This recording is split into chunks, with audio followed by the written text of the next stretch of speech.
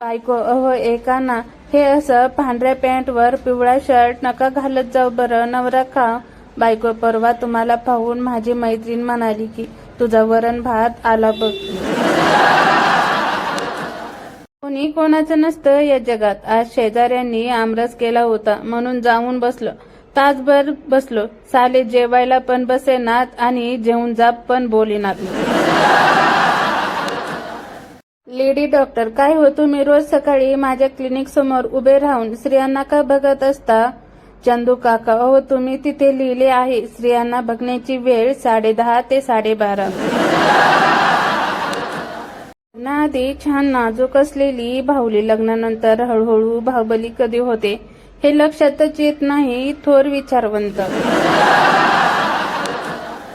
लहानपणी मोठा झाल्यावर मी डॉक्टर होईल, पायलट होईल, इंजिनियर होईल, करोडपती होईल. तरुणपणी शिपाईच्या जागा निघल्या की सांग रे.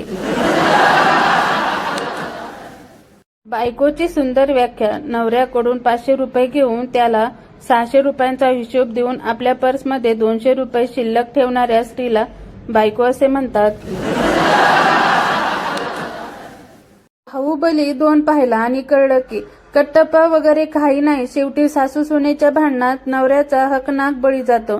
घरोघरी मातीच्या चुली, फुकटचा मेला बाहुबली.